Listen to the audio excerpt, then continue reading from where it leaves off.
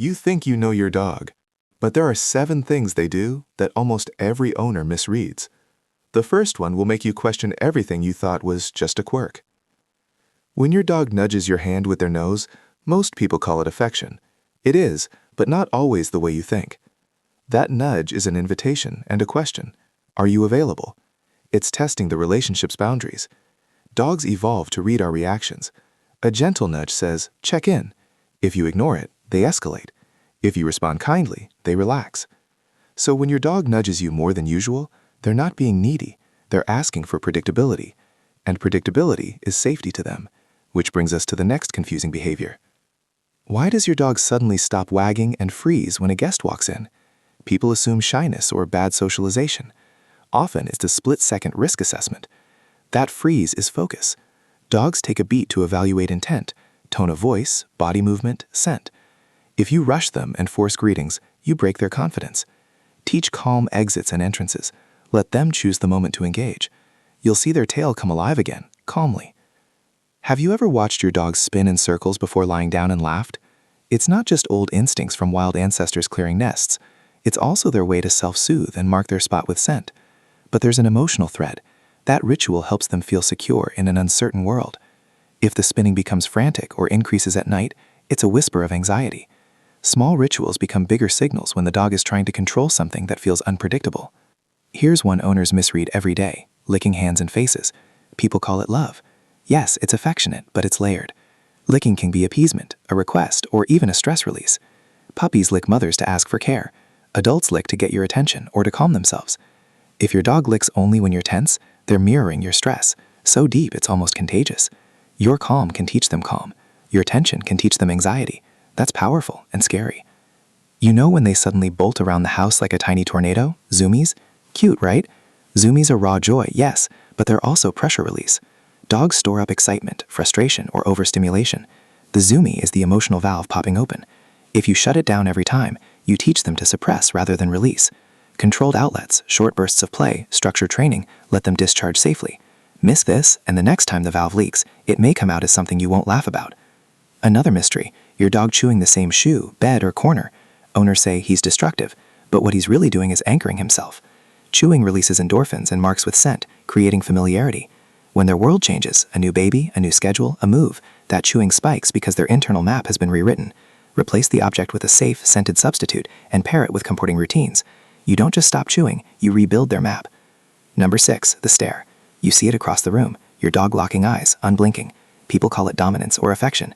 It's usually a request. Dogs learned early that a soft stare gets results: food, attention, direction. But prolonged staring combined with rigid posture can mean discomfort or fear. Watch the rest of the body: ears, tail, mouth. Soft eyes plus relaxed body equals connection. Intense eyes plus tension equals a cry for help or a warning.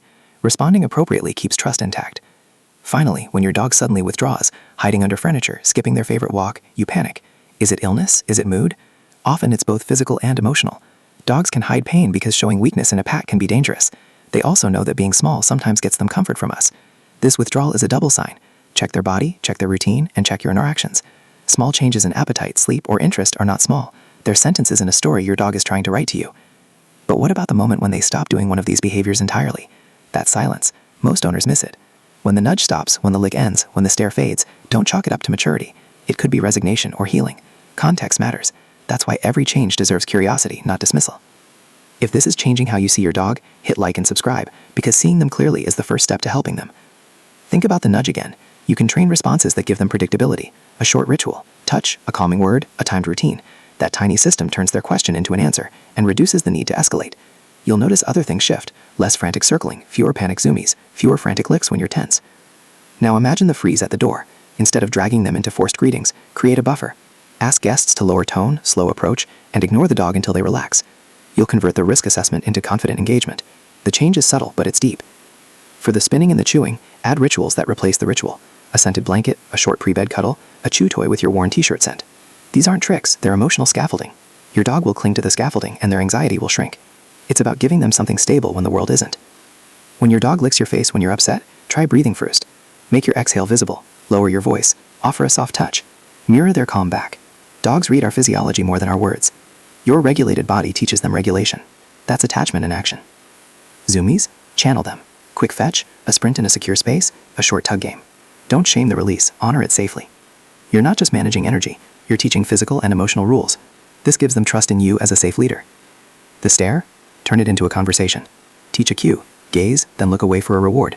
Train with short sessions, kindness, consistency. You won't kill the stare, you'll refine it. Now it becomes communication, not coercion. And when they withdraw, act like a detective, not a disciplinarian. Check the body for pain, change the routine, add gentle comforts. Small adjustments, a warmer bed, a slower walk, a vet check, translate into big emotional shifts. You are their safe world. Your responsiveness writes the story of their recovery. There's one rule to tie this all together: context over label. Don't label behaviors as bad or cute. Read them as sentences. Each action is a line and a message. Your job is to translate, respond, and build safety. That rewrites their dog's inner narrative from uncertainty to trust. So the next time your dog nudges, freeze, lick, spin, zoom, chew, stare, or hide, pause. Ask, is this habit or is this a sentence? What change preceded it? What emotion sits behind the movement? You'll start catching the signals the moment they whisper, not when they shout. Your dog isn't just behaving, they're communicating. Your attention is the bridge. When you cross it, you'll stop guessing and start understanding. And that is everything. If you learn something, share this with one other dog owner who still thinks zoomies are just play. Watch how their relationship changes when they stop guessing and start listening.